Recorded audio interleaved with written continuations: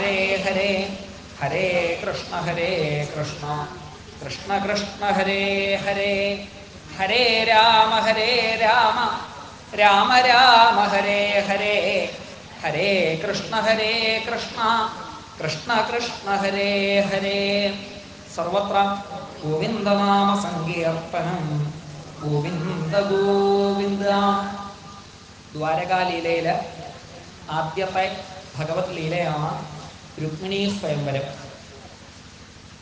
ഭഗവാൻ രാക്ഷസീയമായ വിധിയിൽ ഭീഷ്മകന്റെ പുത്രിയായ രുക്മിണിയെ വിവാഹം ചെയ്തു എന്നാണ്. അത്രയേ ഉള്ളൂ. സ്വയംവരം കഴിഞ്ഞു.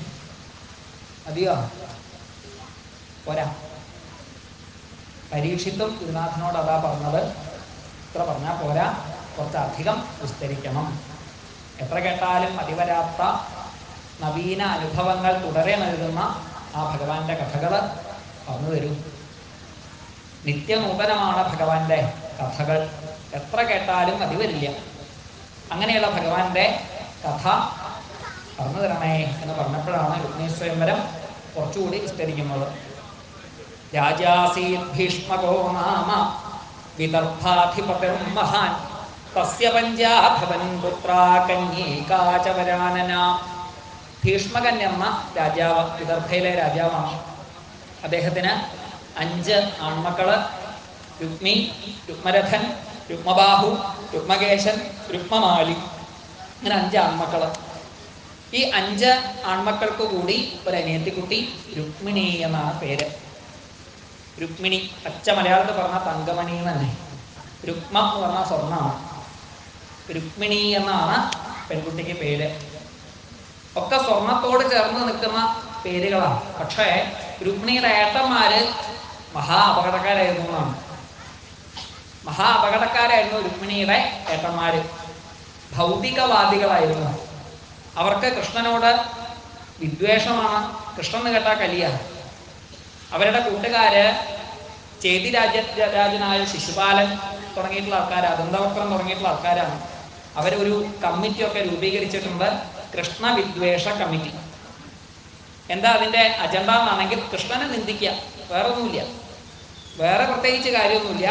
എവിടെയൊക്കെയാണോ കൃഷ്ണന്റെ ഗുണഗണങ്ങൾ കീർത്തിക്കുന്നത് അവിടെയൊക്കെ പോയിട്ട് കൃഷ്ണനെ ചീത്ത വിളിക്കുക. ഇതാണ് കൃഷ്ണ വിദ്വേഷ കമ്മിറ്റിയുടെ അജണ്ട. അതിൻ്റെ വലിയ നേതാക്കന്മാരാണ് രുക്മിയും ശിശുപാലനും. എന്തായാലും അനുക്ഷണം കൃഷ്ണവിദ്വേഷികളായിട്ട് വളർന്നു വന്നു അവര്. ഇതിന് നേരെ വിപരീതമായിരുന്നു രുക്മിണി. രുക്മിണിയുടെ സ്വഭാവം അത്ര നല്ലതായിരുന്നു. അത്രയധികം ശുദ്ധമായിരുന്നു അവളുടെ മനസ്സ്. കുട്ടിക്കാലം മുതൽക്ക് കൂട്ടുകാരികളും അച്ഛനമ്മമാരും ഭഗവാന്റെ കഥ പറഞ്ഞ് അവൾക്ക് ഭഗവാനോട് അത്യന്തം പ്രേമം വർദ്ധിച്ചിട്ടുണ്ട് എന്നാണ്. അച്ഛൻ ഭീഷ്മകൻ മൂത്തപുത്രനായ രുക്മിയെ അടുത്തേക്ക് വിളിച്ചിട്ട് പറഞ്ഞു, അനിയത്തിക്കുട്ടിക്ക് വിവാഹം ആലോചിക്കേണ്ട സമയമൊക്കെ ആയി. ദ്വാരകാനാഥനായ ഭഗവാന് കൊടുക്കല്ലേ നല്ലത് ചോദിച്ചപ്പോൾ അങ്ങോട്ട് കേട്ടില്ലേ, കലി വന്നു എന്നാണ് രുക്മിക്ക്.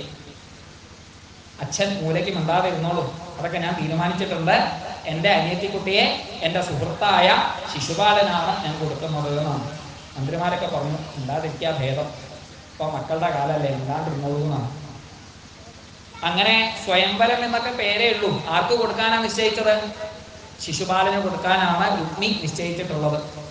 രുക്മിണി ദേവി തൻ്റെ അന്തഃപുരത്തിൽ ആകെ വിഷമിച്ച് കഴിയുകയാണ്. അപ്പോഴാണ് ഒരു ബ്രാഹ്മണൻ അങ്ങോട്ടേക്ക് വന്നത്.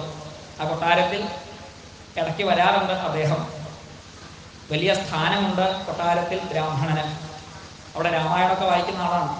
അദ്ദേഹം രുക്മിണിയുടെ അടുത്ത് ചെന്നു. രുക്മിണി ഗുരുനാഥനെ നമസ്കരിച്ചു.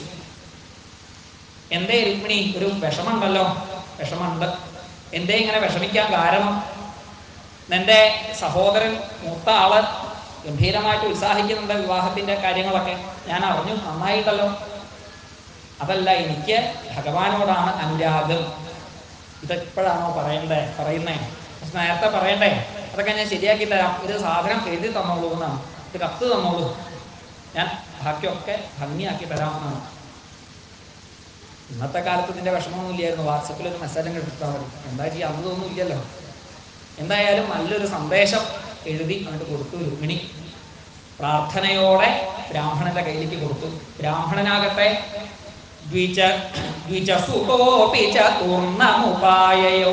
എന്നാണ് മേൽപ്പത്തൂർ പറഞ്ഞത്. ദ്വിജസുതൻ. ദ്വിജസുതൻ എന്ന ശബ്ദത്തിന്, ദ്വിജൻ എന്ന ശബ്ദത്തിന് ബ്രാഹ്മണൻ എന്ന് മാത്രമല്ല പക്ഷി എന്നുകൂടി അർത്ഥമുണ്ട്.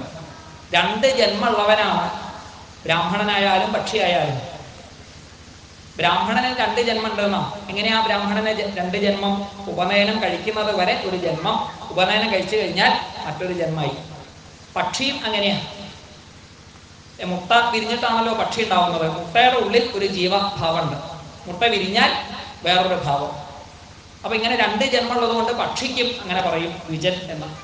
ഇവിടെ ദ്വിജസുതൻ എന്നതുകൊണ്ട് ഉദ്ദേശിക്കുന്നത് പക്ഷിക്കുട്ടി എന്നാണ്. പക്ഷിക്കുട്ടിയെ പോലെ പറന്നങ്ങട് പോയി എന്നാണ് ബ്രാഹ്മണൻ. എവിടേക്ക്? ദ്വാരകയിലേക്ക്. അത്ര വേഗമാണ്. മേൽപ്പത്തൂരിൽ നർമ്മത്തിൽ പറഞ്ഞതാണ്. എന്തായാലും ദ്വിജസുതോർണ വളരെ വേഗത്തില് അങ്ങോട്ടെത്തി ദ്വാരകയില്. ദ്വാരകയില് ബലഭദ്രസ്വാമി അവിടെ ഇല്ല. ബലഭദ്രസ്വാമിയാണ് കാർണൂര്.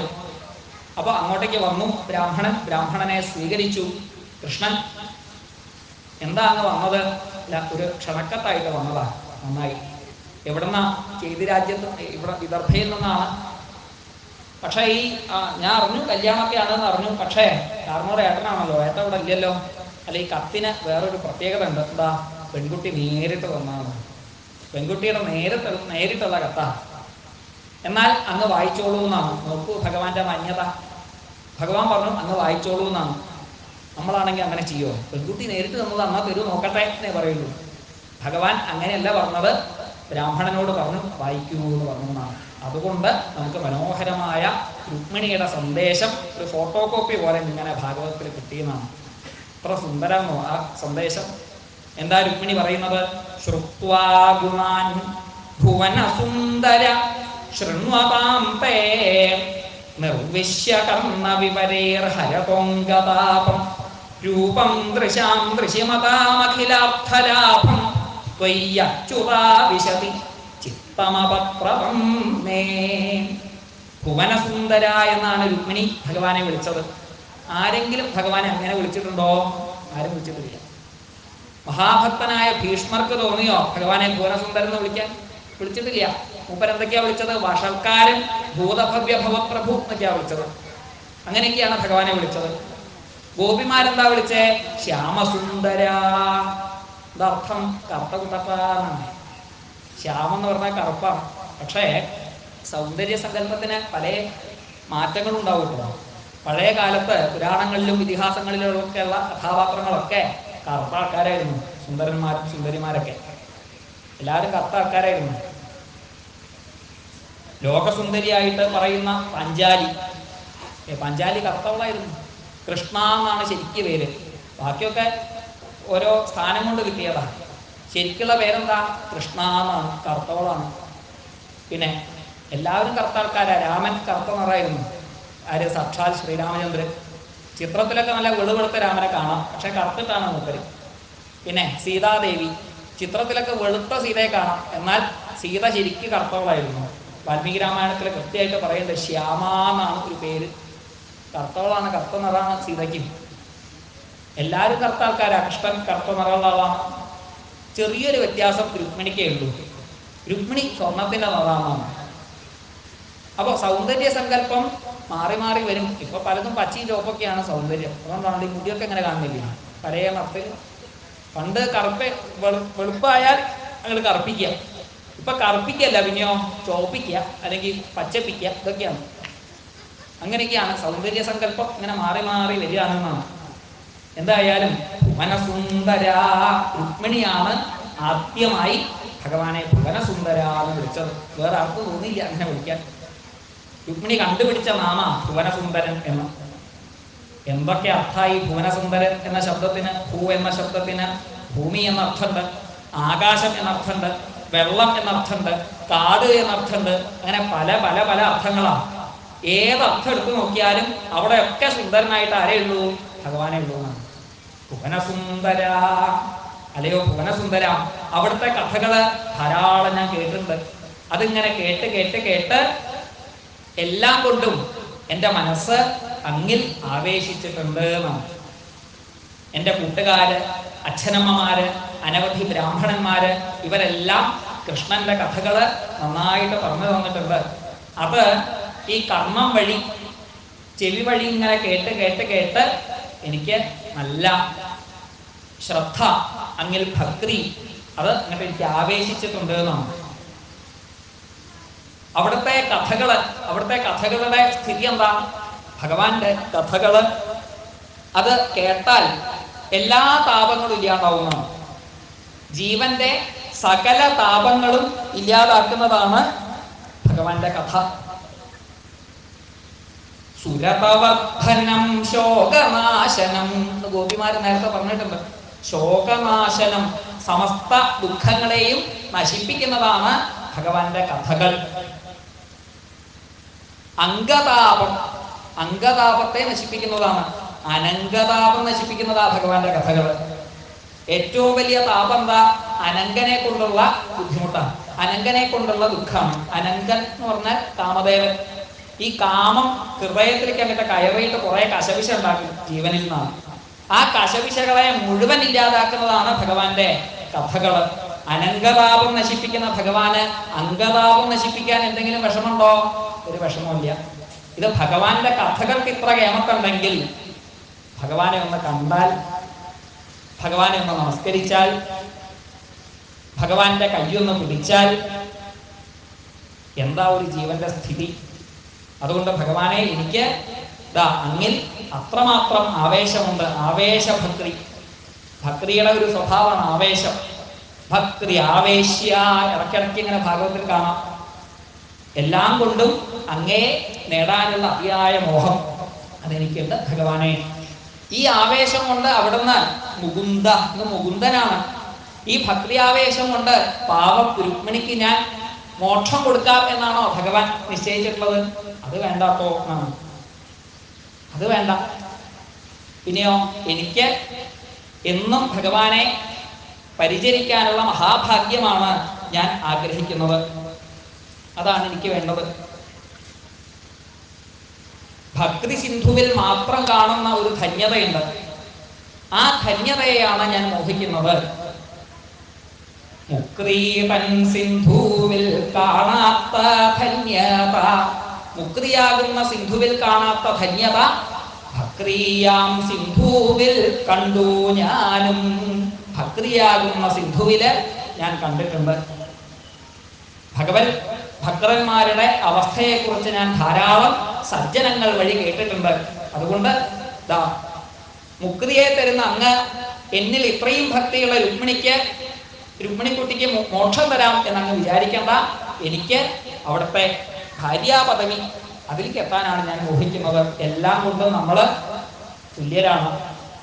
കുലം, ശീലം, വിദ്യ, വയസ്സ്, ധനം എല്ലാം കൊണ്ടും നമ്മൾ ചേരും. ഭാര്യ ഭർത്താവ് ഇങ്ങനെ നടക്കുമ്പോൾ അയ്യേന്ന് പറയിപ്പിക്കരുതല്ലോ. ഇനി എന്തെങ്കിലുമൊക്കെ ചെറിയ കുഴപ്പമുണ്ടെങ്കിൽ അത് പരസ്പരം പൂരണം ചെയ്യാനാണ് വേണ്ടത്. ദാമ്പത്യത്തിന്റെ ഉദ്ദേശം തന്നെ പരസ്പര പൂരണമാണ്. എന്തെങ്കിലുമൊക്കെ കുറവുണ്ടെങ്കിൽ അത് നികത്തി മുന്നോട്ട് പോവുകയാണ് വേണ്ടത്. അല്ലാതെ രണ്ടാളും ഒരേപോലെ ആയാലോ കുറച്ച് ബുദ്ധിമുട്ടാണ്. രണ്ടാളും മഹാപണ്ഡിതന്മാരാ, എപ്പോഴും ശാസ്ത്രചർച്ച മാത്രമേ ഉണ്ടാവുള്ളൂ. രണ്ടാളും പടുവിഡ്ഢികൾ, കുടുങ്ങിയില്ലേ, ആകെ കുടുങ്ങിപ്പോവും ജീവിതം. അപ്പൊ ഒരാൾ ഒന്ന് ഉയർന്നു നിൽക്കുക, രണ്ടാമത്തെ ആളൊന്ന് താഴ്ന്നു നിൽക്കുക. ഈ താഴ്ചയിലുള്ള ആള് ഉയരാനുള്ള ശ്രമം മറ്റേ ആളിൽ നിന്ന് നേടിയെടുക്കുക. ഇതാണ് ദാമ്പത്യത്തിന്റെ ഒരു സുഖം. അപ്പൊ എന്തെങ്കിലുമൊക്കെ കുറവുണ്ടെങ്കിൽ അത് നികത്തുകയാണല്ലോ ദാമ്പത്യം കൊണ്ട് വേണ്ടത്. അതുകൊണ്ട് എൻ്റെ ആഗ്രഹത്തെ അവിടുന്ന് സാധിപ്പിക്കണേ. അവിടുത്തെ പത്നീപദം അലങ്കരിക്കാനാണ് ഞാൻ മോഹിക്കുന്നത്. അങ്ങ് സാക്ഷാൽ നരസിംഹം തന്നെയാണ്. അങ്ങയെ സംബന്ധിച്ച് ഞാനൊരു ബലിമൃഗം ആണ്. ശിശുപാലൻ എന്ന കുറുനരി അപ്പുറത്ത് നിൽക്കുന്നുണ്ട്. സിംഹമായിട്ട് അങ്ങ് ഇവിടെ നിൽക്കുന്നു.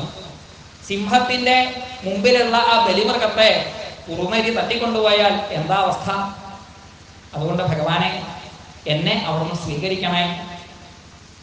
എന്നെ അങ്ങ് സ്വീകരിച്ചില്ല എങ്കിൽ ഞാൻ ചെയ്ത ധർമ്മം മുഴുവൻ വൃഥാവിലാവും. എന്തൊക്കെ പ്രവൃത്തികളാണ് ഞാൻ ചെയ്തത്? പൂർത്തേഷ്ടദത്ത നിയമവ്രതദേവ വിപ്രഗുരുവർച്ചനാദിഭിരലം ഭഗവാൻ പരേശ ആരാധിതോ. ഒരുപാട് അനുഷ്ഠാനങ്ങൾ ഞാൻ ചെയ്തിട്ടുണ്ട്. വ്രതങ്ങൾ ധാരാളം അനുഷ്ഠിച്ചു, ദേവന്മാരെ പൂജിച്ചു, സജ്ജനങ്ങളെ വന്ദിച്ചു. എന്തിനാ ഇതൊക്കെ ചെയ്തത്? ഭഗവാനെ അവിടുത്തെ പത്നീപദം അലങ്കരിക്കാൻ വേണ്ടിയിട്ട്, ഭഗവാൻ എന്നെ സ്വീകരിക്കാൻ വേണ്ടിയിട്ട്. അപ്പൊ ഇതൊക്കെ അങ്ങ് എന്നെ സ്വീകരിച്ചില്ല എങ്കിൽ ഈ ചെയ്ത അനുഷ്ഠാനങ്ങൾ മുഴുവൻ വെറുതെ ആവില്ലേ? അങ്ങനെ വെറുതെ ആവാൻ പാടുണ്ടോ? അതുകൊണ്ട് എൻ്റെ പാണി അവിടുന്ന് ഗ്രഹിക്കണേ എന്ന് ഭഗവാനോട് പ്രാർത്ഥിക്കുകയാണ്. ഭഗവാനെ, മറ്റന്നാളത്തെ കല്യാണത്തിന് നാളെ തന്നെ അങ്ങ് വരണം. ഇവിടെ ചൈത്യൻ തുടങ്ങിയിട്ടുള്ള ആളുകൾ എത്തിച്ചേർന്നിട്ടുണ്ട്.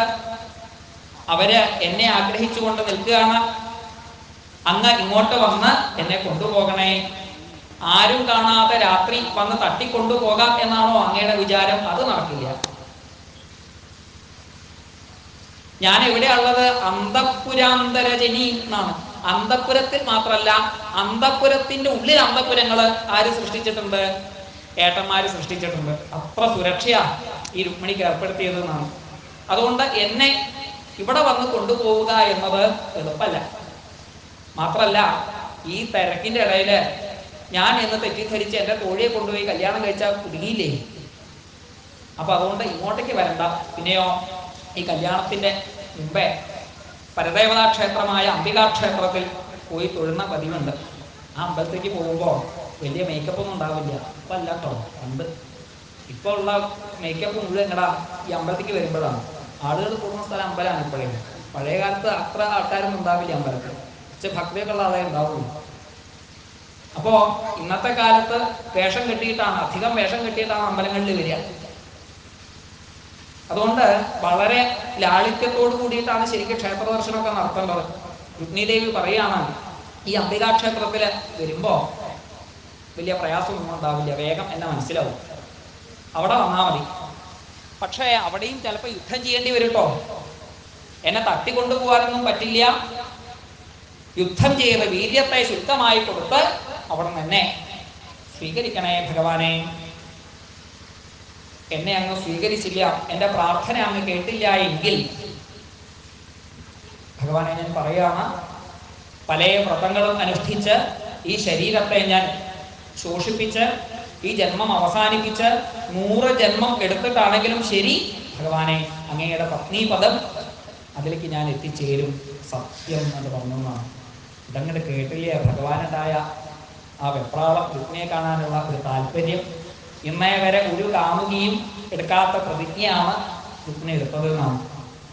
ഞാൻ ക്ഷീണിക്കില്ല, പതറില്ല, എത്ര ജന്മം എടുത്തിട്ടാണെങ്കിലും ശരി ഭഗവാനെ അവിടുത്തെ പത്നീപദം ഞാൻ നേടിയിരിക്കും എന്നാണ് രുക്മിണി ദേവിയുടെ ശപഥം.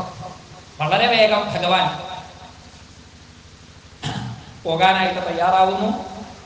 ബ്രാഹ്മണനോടുകൂടി അങ്ങോട്ടേക്ക് പോകുന്നു. രുക്മിണി ദേവി അന്തഃപുരത്തില് വിഷമിച്ചിരിക്കുകയാണ്. പോയ ബ്രാഹ്മണനെ കാണുന്നില്ലല്ലോ. ആ നാട്ടിലെ എല്ലാ ജനങ്ങളും പ്രാർത്ഥിക്കുകയാണ്, അനുഗൃഹാതു, ഞങ്ങളുടെ തമ്പുരാട്ടിക്കുട്ടിയെ ഭഗവാനെ, ദ്വാരകാനാഥനായ ഭഗവാനെ അങ്ങ് അനുഗ്രഹിക്കണേ എന്ന് ഓരോരുത്തരും പ്രാർത്ഥിക്കുകയാണ്.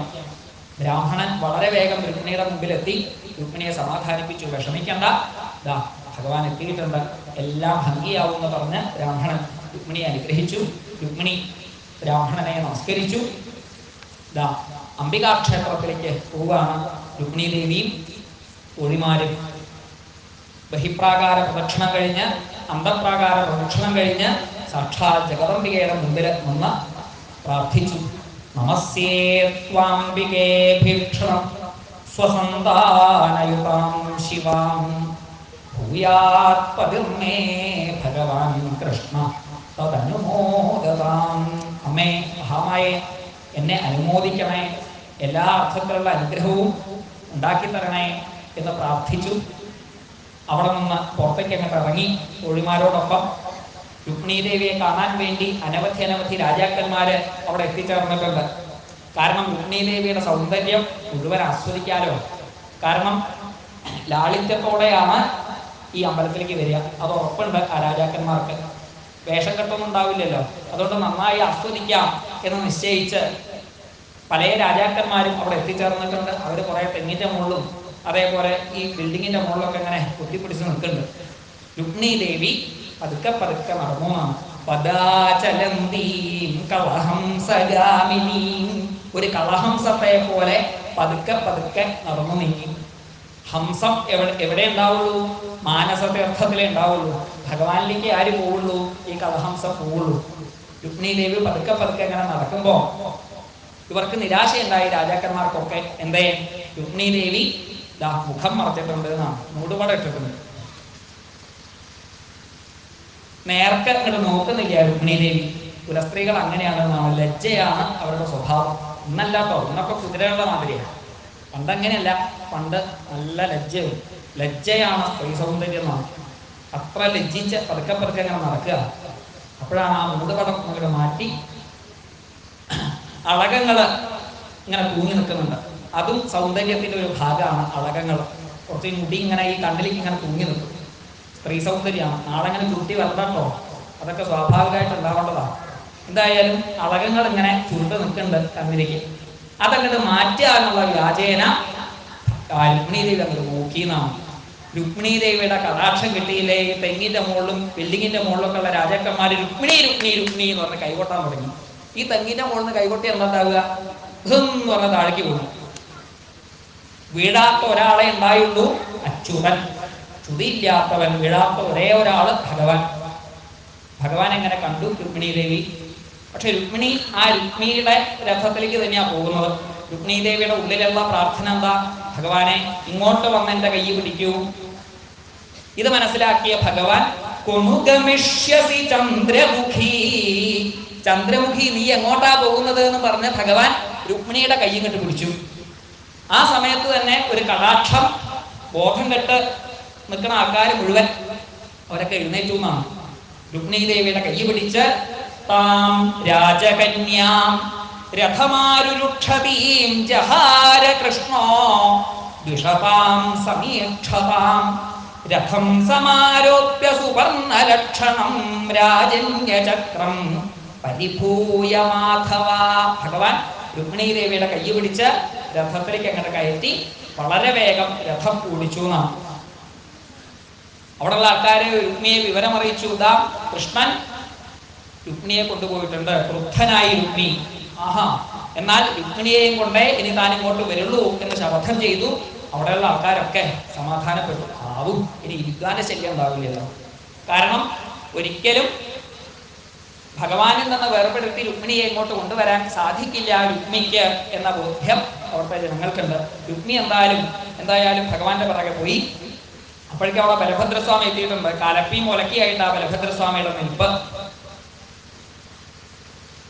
ഇതിനെ എതിർത്ത ആൾക്കാരൊക്കെ കലപ്പ കൊണ്ടങ്ങോട്ട് വലിക്കും, മുലക്ക കൊണ്ടങ്ങോട്ട് അടിക്കും. എന്നുള്ള ശബ്ദം അങ്ങനെ കേൾക്കുന്നുണ്ട്. അപ്പോഴാണ് അപ്പുറത്ത് എപ്പോഴാ ഒരു ഹർത്താല് പെട്ടെന്ന് വരിക എന്നറിയില്ല. കുറേ ദിവസം മുമ്പ് ശിശുപാലൻ വന്ന് ചേർന്നിട്ടുണ്ട്. ശിശുപാലനാകട്ടെ അവിടെ താലികെട്ട് പരിശീലിക്കുക. ശിശുപാലന് നല്ല ബോധ്യമുണ്ട്, എന്ത് തനിക്ക് പറ്റിയ ആളല്ല രുക്മിണിയെന്ന്. ഒരു അർഹതയില്ല തനിക്ക് രുക്മിണിയെ വിവാഹം കഴിക്കാൻ. അതുകൊണ്ട് കൈ ഇങ്ങനെ വിറയ്ക്കുക. ഈ കല്യാണ മണ്ഡപത്തിൽ നിന്ന് ഇങ്ങനെ കൈ വിറയ്ക്കാന്ന് പറഞ്ഞാൽ മോശമല്ലേ? ചേതിരാജനാണ്, നിസാരനല്ല. അപ്പൊ കൈ ഇങ്ങനെ വിറയ്ക്കുകയാണെന്നാണ്. കുറച്ച് ദിവസമായിട്ട് അവിടെ പരിശീലനം നടക്കുക. ഈ ശിശുപാലന്റെ താലികെട്ട് രുക്മിണിയായിട്ട് ആരെയാ സങ്കല്പിച്ചത്? മിട്ടുമിടുക്കനെയാ സങ്കല്പിച്ചത്, ദന്തവക്രൻ. നോക്കിയാൽ മുഖത്ത് മുഴുവൻ പല്ലേ കാണാനുള്ളൂ. അയാളെയാണ് രുക്മിണിയായിട്ട് സങ്കല്പിച്ചത്. ഇവിടെ താലികെട്ട് ഇങ്ങനെ പരിശീലിക്കുക. അങ്ങോട്ടേക്ക് ജരാസന്ധം വന്നു, ശിശുപാലന്റെ കൈ പിടിച്ചു. അല്ല സമയമായോ? അല്ല വരിക. എങ്ങോട്ടാ? താൻ വരികയാണോ? ഞാൻ പറയാം, ഒരൊറ്റ ഓട്ടാണെന്നാണ്. അപ്പൊ ശിശുപാലൻ വിചാരിച്ചു ഓരോ സ്ഥലത്ത് ഓരോ ആചരണങ്ങളായിരിക്കുമല്ലോ, ചിലപ്പോ ഈ കല്യാണത്തിന് മുമ്പേ ഒന്ന് പ്രദക്ഷിണം വെക്കാം, അങ്ങനെ ഉണ്ടാവും. നോക്കുമ്പോ ഓടുന്നത് എങ്ങടാ? ചേതിരാജ്യത്തേക്കാ. അല്ല, ഇതെന്താ ഇങ്ങനെ പോകുന്നു? ഇങ്ങോട്ടല്ലല്ലോ പോകേണ്ടത്, അങ്ങോട്ടല്ലേ പോകുന്നത്. അല്ലടോ, കല്യാണമൊക്കെ കഴിഞ്ഞു. കല്യാണം കഴിഞ്ഞു? ആര് കഴിച്ചു? കൃഷ്ണൻ കൊണ്ടുപോയി എന്നാണ്. എന്നാ അപ്പ ശരിയാക്കി തരാം. ഉണ്ടാണ്ടിരുന്നോ, കുറെ എനിക്ക് കിട്ടിയതാ. നീ അപ്പുറത്തെ പടാ കേൾക്കണില്ലേ? അത് പടക്കം പൊട്ടിക്കല്ല, പിന്നെയോ ബലരാമസ്വാമിയുടെ കലപ്പി കൊലക്കുകയാണ്. അതുകൊണ്ട് നാണക്കേടൊന്നും വിചാരിക്കേണ്ട, കുറച്ച് ദിവസം പുറത്തേക്ക് ഇറങ്ങണ്ട, അത്രേ ഉള്ളൂ എന്ന് പറഞ്ഞ് ജരാസന്ധൻ 21 വയസ്സുള്ള രുക്മിണിയുടെ കയ്യും പിടിച്ചോടാൻ കൊതിച്ച ശിശുപാലൻ 86 വയസ്സുള്ള ജരാസന്ധന്റെ കയ്യും പിടിച്ചോടിയെന്നാണ്. രുക്മിയാകട്ടെ ഭഗവാന്റെ രഥത്തിന് പിറകെ ഇങ്ങനെ ഓടുന്നു. ഭഗവാൻ തിരിഞ്ഞു നോക്കിയപ്പോൾ ഒരാളുണ്ട് ഇങ്ങനെ യുദ്ധത്തിനായിട്ട് വരുന്നു. രഥം അവിടെ നിർത്തി ഭഗവാൻ രുക്മിണിയെ വധിക്കാനായിട്ട് ഒരുങ്ങുന്നു ഭഗവാൻ. ആ സമയത്ത് യോഗേശ്വര പ്രമേയാത്മൻ, രുക്മിണി ദേവിയുടെ പ്രാർത്ഥന, അരുപേ എൻ്റെ ഏട്ടനാണ്, വാളിപ്പോ പൊന്തിച്ചില്ല, ഇനിയിപ്പോൾ എന്താ ചെയ്യാ, ഒന്ന് വീശാം എന്ന് തീരുമാനിച്ച് അങ്ങോട്ട് വീശി പകുതി മീശിയും പകുതി മുടിയൊക്കെ അങ്ങോട്ട് എടുത്തു കളഞ്ഞു. ബലഭദ്രസ്വാമി അപ്പുറത്തുനിന്ന് ഗംഭീരമായിട്ട് യുദ്ധം ചെയ്യുന്നുണ്ട്. ബലഭദ്രസ്വാമി പറഞ്ഞു, ഇനി ആർക്കെങ്കിലും കലപ്പയും ഒലക്കയും പ്രയോഗം വേണോ? വേണ്ടെങ്കിൽ എല്ലാവരും ദ്വാരകയിൽ എത്തിക്കോളൂ, ഗംഭീരമായിട്ടുള്ള വിവാഹം അതിൽ പങ്കെടുക്കാമെന്ന് പറഞ്ഞു. എല്ലാവരും നിശ്ചയിച്ചു അവിടെ പോയിട്ട് പാലടപ്രഥമം കഴിക്കാൻ നല്ലത്. അങ്ങനെ ബലഭദ്രസ്വാമി വരുന്നു. അപ്പോഴാണ് വഴിയിൽ ഈ രംഗം കണ്ടത്. രുക്മിയെ അവിടെ പിടിച്ചു കെട്ടിയിട്ടുണ്ട് കൃഷ്ണൻ. ഇതാരാ? കൃഷ്ണ ഒരു ന്യൂജൻ എന്നാണ് ചോദിച്ചത്. കാരണം എന്താ, പകുതി മുടി ഇതൊക്കെ ഉള്ളൂ, പകുതിയൊക്കെ പോയി എന്നാണ്. ഇതാരാ ചോദിച്ചു. അപ്പൊ പറഞ്ഞു, ഇത് രുക്മിണിയുടെ ഏട്ടനാണ്. കൃഷ്ണ അങ്ങനെയൊക്കെ ചെയ്യാൻ പാടുണ്ടോ? കല്യാണ ദിവസമല്ലേ, കല്യാണം കഴിക്കാൻ പോവല്ലേ? കല്യാണം കഴിക്കുന്നതിന് തൊട്ട് മുമ്പ് തന്നെ ഈ മൂത്ത ഏട്ടന്റെ ഈ മുടിയും താടിയൊക്കെ കളയാന്ന് പറഞ്ഞാൽ കഷ്ടമല്ലേ, മോശമായി പറഞ്ഞതാണ്. അപ്പോഴാണ് അപ്പുറത്ത് ദുഃഖിച്ചിരിക്കുന്നുണ്ട് രുക്മിണി വിഷമിക്കണ്ട, ഇതൊക്കെ ഉണ്ടാവും, ഇതൊക്കെ സ്വാഭാവികമാണ്, രാജാക്കന്മാരായ ഇത്തരം കശകശകളൊക്കെ ഉണ്ടാവും, നീ വിഷമിക്കണ്ട കേട്ടോ, നിനക്കിതൊന്നും അറിയാഞ്ഞിട്ടാന്ന് പറഞ്ഞ് ബലഭദ്രസ്വാമി ഗംഭീരമായിട്ട് രുക്മിണി ദേവിക്ക് ആശ്വാസവാക്കുകൾ കൊടുക്കുന്നു. കൃഷ്ണന് ശകാരവും രുക്മിണിക്ക് ആശ്വാസവാക്കും. അത് മാറി മാറി ബലഭദ്രൻ കുറച്ച് കൊടുത്തു എന്നാണ്. എന്തായാലും ദ്വാരകയിലേക്ക് അങ്ങനെ എത്തി. അവിടെ വെച്ച് ആദ്യം ബലഭദ്രസ്വാമിയുടെ വിവാഹം. ബലഭദ്രസ്വാമി ആരെ വിവാഹം കഴിക്കുന്നത്? സാക്ഷാത് രേവതിയെ. തപസ് ചെയ്തുകൊണ്ടിരിക്കുകയായിരുന്നു രേവതി ഭഗവാനെ കിട്ടാനായിട്ട്. രേവതി അങ്ങോട്ടേക്ക് വന്നു. നോക്കിയപ്പോൾ ബലഭദ്രനേക്കാൾ നല്ല ഉയര, കുറെ കാലം മുമ്പുണ്ട്, ബലഭദ്രനേക്കാൾ മുമ്പുണ്ട് ഈ രേവതി, നല്ല ഉയരമുണ്ട് എന്നാണ്. കലപ്പം ഇങ്ങോട്ട് എടുത്തു, ഈ മാമ്പഴമൊക്കെ പറിക്കണ മാതിരി കൊളുത്തി ഇങ്ങോട്ട് വലിച്ചു. ബലഭദ്രന് പാകം ആയപ്പോൾ ആദ്യം രേവതിയെ വിവാഹം ചെയ്തു. പിന്നീട് സാക്ഷാൽ ശ്രീകൃഷ്ണ ഭഗവാൻ രുക്മിണി ദേവിയെ, അനവധി സജ്ജനങ്ങൾ അവിടെയുണ്ട്, അനവധി ദേവന്മാരുണ്ട്, അനവധി മഹാത്മാക്കളുണ്ട്, അവരെയൊക്കെ സാക്ഷിയാക്കി ഭഗവാൻ രുക്മിണിയെ വിവാഹം ചെയ്യുന്ന രംഗം അതാണ് ഇനി വായിക്കുന്നത്. ആ സമയത്ത് പ്രാർത്ഥനാപൂർവം രുക്മിണി കൃഷ്ണന്മാരെ നമസ്കരിക്കുക. നല്ല വിവാഹം കഴിഞ്ഞ ആൾക്കാർ വലിയ ബുദ്ധിമുട്ടൊന്നുമില്ലാതെ, വലിയ പ്രയാസമൊന്നും ഇല്ലാതെ ജീവിതം ഭംഗിയായി മുന്നോട്ട് പോകാനും, വിവാഹം കഴിയാത്തവര് നല്ല ഒരു ഭർത്താവിനെ പതിയായിട്ട് കിട്ടണം എന്നും പ്രാർത്ഥിക്കുക. സർവാത്മാവായ ആ രുക്മിണീവല്ലഭനെ നമുക്ക് നമസ്കരിക്കാം. സർവത്ര ഗോവിന്ദനാമ സങ്കീർത്തനം.